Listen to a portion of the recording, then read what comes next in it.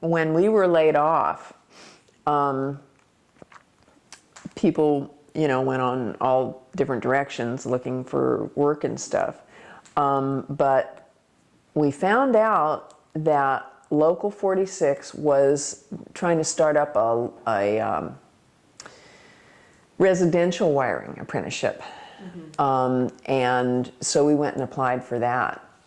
And they were so funny. They made themselves out to be so progressive because they hired, again, it was Heidi and Terry and me who applied, that they hired us, these women, into this program. Well, in the first place, it was a brand new program they were trying to make happen. In the second place, we were the only women in the state probably who could say we had experience in electrical work.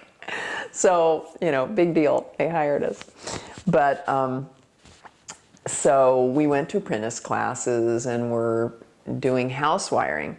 And how the Trident thing happened was that there was a firebrand business rep who was in charge of the Trident group, who, and that was Dave Hutchins, who later became the business rep at City Light, just left last year or so. But he had been an on-the-job militant and was hired as a business rep. And they had people, I think they were trying to organize,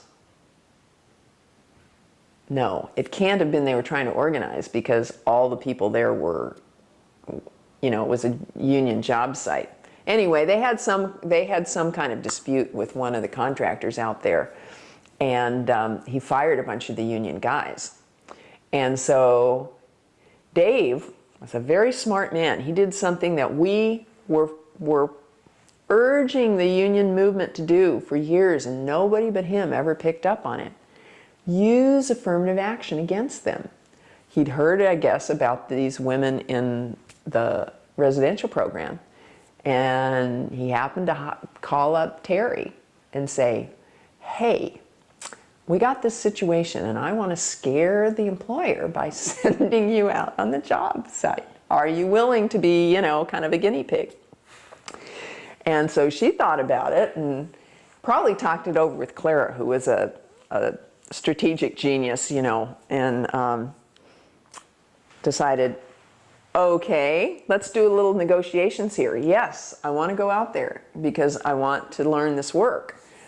But I also, because this was commercial wiring, much higher paid, and an area that we wouldn't otherwise be able to work in because you have to have a license, except when you're working on a federal job. Then you don't have to have the license.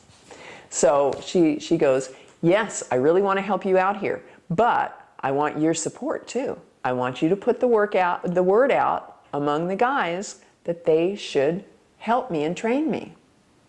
So she went out there, and Dave Hutchins told the employer, you know, he waited till Terry shows up on the job. The boss has a fit, calls up the union, is screaming it at Dave, and Dave says, yeah, you don't like that? Tomorrow I'm sending my wife. So the guy hired back the union guys, and Terry had gotten a foot in at Trident. And from her working out there and getting support, you know, from the guys because she was such a hard worker and she was so strongly pro-union and everything, she managed to finagle the two of us getting, Heidi and me, getting sent out there. And so we got together in a carpool with the UCWA folks and had little women and minorities contingent that was traveling out there from Seattle. Because most of the people out on the job site were from, you know, all over the country, and they just lived over there. There were only a handful of us who actually lived in Seattle and were going over there.